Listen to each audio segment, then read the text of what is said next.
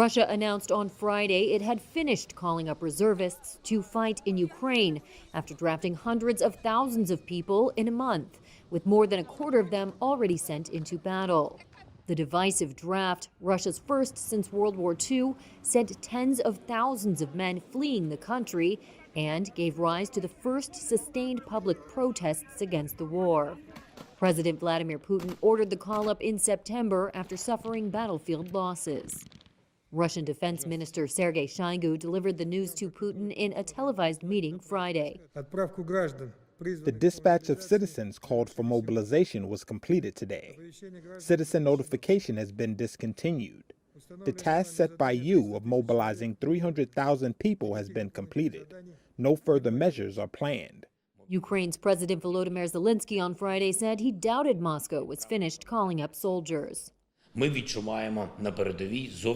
get a very different feeling from the front line.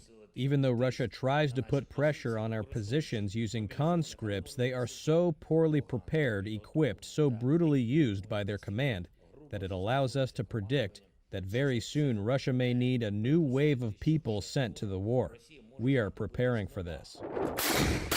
On the front, Kiev has continued to make gains.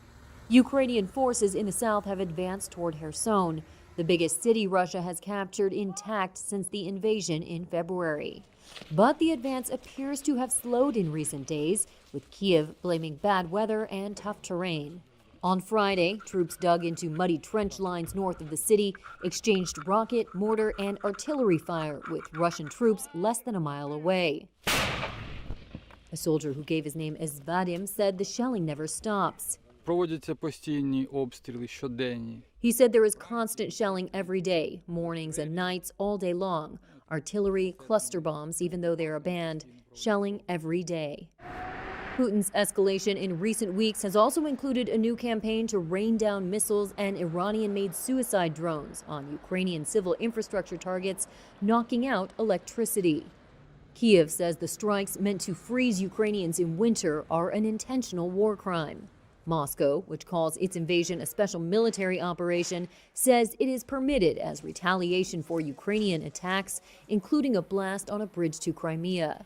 The United States, meanwhile, announced it would send another $275 billion in military assistance to Ukraine, including arms, munitions, and equipment from Pentagon inventories, bringing U.S. military assistance to the country under the Biden administration to more than $18.5 billion.